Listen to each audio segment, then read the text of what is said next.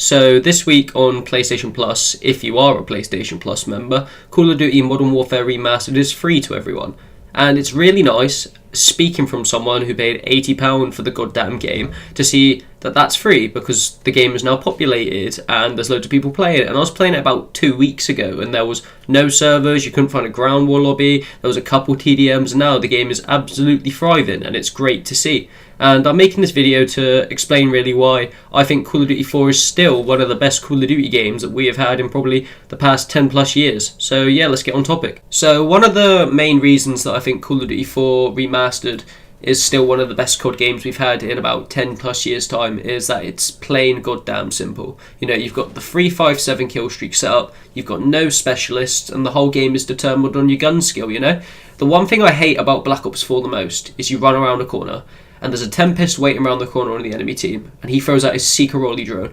And just because you can't press the square button, or whatever button it is for you, in less than 0.5 seconds, a millisecond, a second, whatever it is, you get shocked for like 20 plus seconds, and then the kid can just run along and insta-kill you. And there's no fairity in that. And I know a lot of people like the specialist, and a lot of people don't like the specialists, but it's just down to simple things like that that really gets on people's nerves. And that's why I really prefer the old school gun skill play of Call of Duty Modern Warfare Remastered.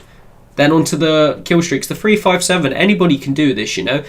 I'm not saying I dislike kill streaks from the newer COD games, because I'm a lover of Strike Team and I'm a lover of the AC-130s and all sorts of stuff, but anybody can do this. It's not realistic that anybody can get an AC-130 or get a Strike Team in Black Ops 4. You get a 3 for a UAV, you get your 5 for your airstrike, and then usually your airstrike will carry you over to your helicopter. And this is easy for anyone, you know. You could be the most I've never played Call of Duty person in your life player and jump on COD4, and you could probably get a 7 kill streak. And that's a bit rewarding to the player and not so detrimanding and angersome for whoever's playing. And I guess that's just something I really like, and I think a lot of other people really like about Call of Duty Modern Warfare Remastered. Another really big point that I want to touch down on with the Call of Duty Modern Warfare Remastered remake is that all the guns in the game are extremely fun to use and are pretty powerful, and nothing really outranks as the best gun in the game bar the M16, but everybody knows that anyway. The M16 is the god tier weapon of that game, but you don't just see people running around with the M16 is what I'm trying to say, you know. There are lobbies where, yeah, of course, you're going to see people running around with the M16 like no other gun exists, but people do use all the other variety of weapons in the game, like the M4 carbine, the AK-47, the G3, the G360. All these guns are really powerful and stand up for themselves, and they're really fun to use, and people aren't just limited to, say, Black Ops 4, where you see people running around with the ICR-7 or the Sorg 9mm. Every gun kind of stands its right, and it is fun to use, and they are powerful, and so you're not limited to what you can do. There's like 20 plus, hopefully 25 plus, I don't want to say that wrong, guns in COD 4, and each one is powerful in its own way, and that really sets the game a mark, because there aren't many Call of Duty games where you can run around with any gun in the game and feel quite powerful. You know, you're usually limited to, like, and I hate to say it, 5 or 6 guns in the game that most people will main and use, and those are pretty reliable because they do work, but it shouldn't just be limited down to that, you know, and COD 4 really hits that formula on the head. And talking about the weapons in COD 4, we'll go on to the attachments, and they're all so simple. You know, the ARs have the grenade launchers, but every other weapon besides that pretty much only has the red dot sight, the silencer, and then the ACOG sight. And I think some of the shotguns have a grip on them where you have to remove your perk one, but that's not every gun, so let's forget about that. But this just makes play so much, once again, about gun skill.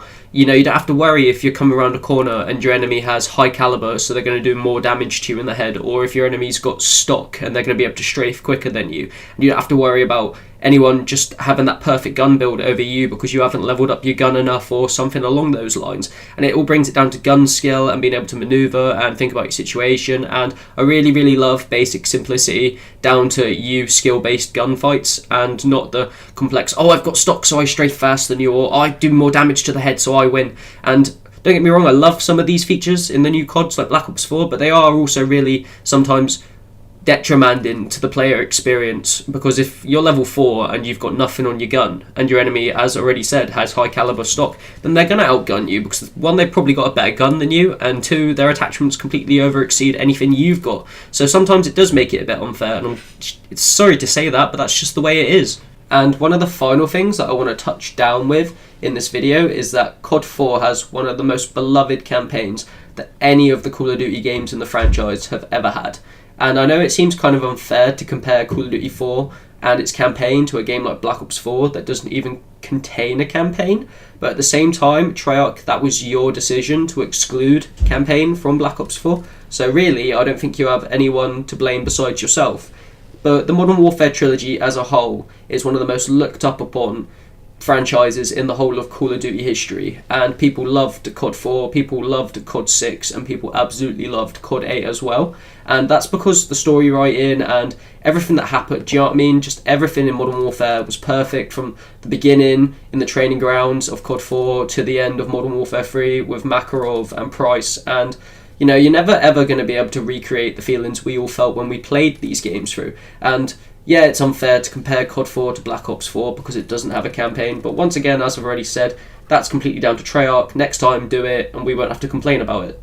So with Call of Duty 4, you're not just getting a multiplayer-based experience, you're getting that fantastic run-and-gun OG Call of Duty feels multiplayer that everybody knows and loves, but you've also got the most beloved campaign that any of the COD games have ever had built in there. So if you do get bored of the multiplayer and you haven't played the campaign, or even if you have played the campaign, you might just really enjoy COD 4's campaign, you can swing over there and power through that and all the emotions and the well-written story, and it's just fantastic, and I really can't stress that to you guys enough. COD 4 is pretty much a complete package from day one, and that pretty much sums up to me why I think Call of Duty 4 is a much better COD game than some of the COD games we've received in recent years. And yeah, I'm really sorry guys today if I sound a bit under the weather. I've just recovered from tonsillitis and I'm pretty sure I've got a chest infection coming, so that's loads of fun, but I wanted to make a video. I've not made a video in a couple weeks because I've been getting on with work and I've been ill, and I just wanted to kind of explain that and get something out for you. So yeah, if you've enjoyed, leave a like, subscribe, post notifications on,